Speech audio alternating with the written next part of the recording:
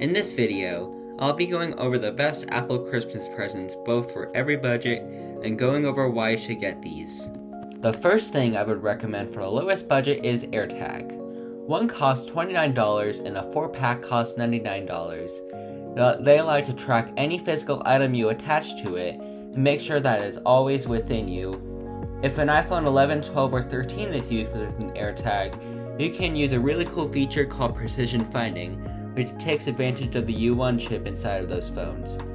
It points you in the right direction and guides you until you find the item. The next item I would recommend is HomePod Mini. It has really good sound quality when playing music and has Siri built right in. You can also start your own smart home with it, and it's Apple's version of Alexa or Google. In my opinion, the $99 price tag is a total steal. Yes, Alexa and Google are cheaper, but the sound quality is really horrible on those. They do not have good compatibility with other of your products, and privacy is a very huge concern with Alexa and Google. HomePod fixes all those issues I mentioned above.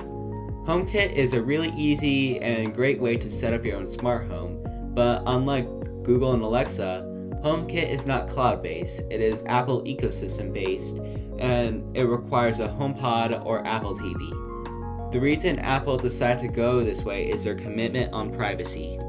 The next thing I would recommend is AirPods 3rd generations. Yes, Apple still sells the 2nd generation AirPods, but they do not have a lot of the cooler features that the 3rd generation has. The main thing that the AirPods 3 has that the AirPods 2 doesn't have is spatial audio. Spatial audio is a very magical way of listening to music in your ears, which makes the sound travel where you are going. The AirPods 3 is also water resistant, while the AirPods 2s aren't.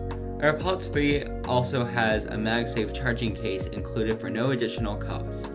AirPods 3 also has precision finding, while AirPods 2 don't. AirPods 3 also have adaptive EQ, which cancels out the noise pretty well, but not as good as the AirPods Pros.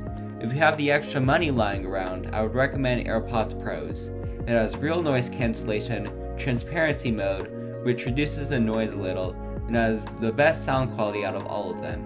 The AirPods Pro also comes with silicone ear tips, which means that they'll fit in your ears the best. AirPods Pro also has a feature called Conversation Boost, which makes phone calls sound a lot better. If you're wondering about AirPods Max, they are over-the-ear AirPods Pros, basically. Now, something that you might not expect in this video but I would recommend is Apple TV 4K. I would not recommend HD as 4K has the latest and greatest features. HD has been selling since 2015. The $30 price difference is really worth it, especially because Apple TV has been selling for the same price for 6 years. Apple TV is a box that you plug into an existing TV and brings the Apple experience to life. What's the difference between a normal smart TV and an Apple TV, you may ask? Well, Apple TV will supercharge your TV.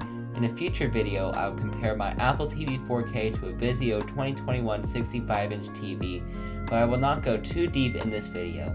Apple TV allows multitasking. When I want to switch from Netflix to YouTube on my Vizio TV, I have to wait for the content to reload. When I switch from my Apple TV, it stays right there, and I do not need to wait for an app to reload. Now, a ton of gamers might get upset at me for saying this, but I say that Apple TV is Apple's version of a gaming console when you add an Apple Arcade membership to it. Apple Arcade has some console quality games which I would highly recommend playing, including NBA 2K, Asphalt 8, The Oregon Trail, and Sayonara Wild Hearts. The next thing I would recommend is the Apple Watch. Let's say that the person you are giving to already has an Apple Watch. If it's an SE, Series 5, or Series 6, I say that they are good for now. If they have a Series 4 or older or even no Apple Watch at all, they can see the Apple Watch Series 7 as a very great watch. It has medical trackers that might actually save your life. Unlike Google Fitbit, you have a very large app store, and even apps that come pre-installed on your watch. Those are actually really great. Think of it as a mini iPhone. You can actually send messages via the Messages app, make phone calls, and even do FaceTime audio calls directly on your wrist. The Apple Watch can even help you exercise as it motivates you to exercise and more. You could check your heart rate and even connect your AirPods to it and listen to music. For Mac users, the Apple Watch can be used to unlock your Mac, but without needing to type in your password. You can also find stuff, including AirTags and all your other devices, right from your Apple Watch. You even have a built-in GPS, which means that you can travel to places without needing to pull out your phone. The next thing I would recommend is an iPad mini or an iPad Pro, depending on the size that they want. Currently, I would not buy an iPad Air because there's a new one coming out this spring most likely. The base model iPad is mostly just an education tablet and uses 2019 generation processors in it. iPads are a hybrid between an iPhone and a Mac. Some people see it as an oversized iPhone, but to me, it is truly more. It's an artist's favorite tablet, having support for the best digital pencil in the world, Apple Pencil. It is also a great device to game on the go. It is hard to bring a computer to game with, and an iPhone might be way too small.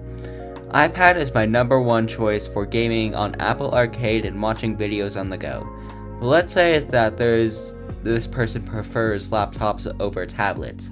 The M1 MacBook Air would be the best Mac to give that someone, even if they did 4K editing. This video is actually made on an M1 MacBook Air and is capable of exporting 4K at 60 FPS, which is what this video is rendered in. I have not been able to push this beast to its limits, and Apple has recently introduced some new MacBook Pros that I will definitely not be able to push for another couple of years. If they do high-core gaming, that is when I would recommend the new MacBook Pros. The M1 Max MacBook Pro can easily defeat a computer with an RTX 3080. Unlike the MacBook Air, the MacBook Pro has ports, including HDMI, MagSafe, and an SD card reader, so you don't need adapters. The screen on the MacBook Pro goes all the way up to 120Hz, so you can easily see 120 FPS on their MacBook Pro. A laptop I would stay away from is the MacBook Pro 13-inch. It is basically a MacBook Air but with a touch bar and a little bit thicker, and most users don't like the touch bar anyway. Now the last thing I would recommend is an iPhone 13. Let's say that the person you are giving to already has an iPhone 11 or 12. I say that they are good for another year or two, but if they have an iPhone XR, XS, SE 2nd generation or older, or even Android, they would see an iPhone 13 as a huge upgrade. Which iPhone 13 should they get? Let's say that they record a lot of videos and do a lot of video editing. The Pro and the Pro Max would be the phone for them. If they capture ProRes video so that they can edit their videos more efficiently. The Pro and the Pro Max also have macro mode, which allows you to go up really close to something and see very clearly. In other words, it is a mini microscope built right into your phone. The 13 Pro also has 120Hz screen. If they are coming from Android, well, iPhone 13 is the fastest smartphone on the planet. iPhones are also supported for more than 5 years, while on Android, you would be lucky if you had support for 2 years. iPhones also last a really long time. Did you know that I asked for an iPhone 13 for Christmas? I'm upgrading from the SE 2nd generation, and it will be a huge upgrade for me, according to what I have seen at the Apple Store. Thanks for watching. I know whatever you give this year will be truly special to the person you are giving to. Please subscribe and Merry Christmas!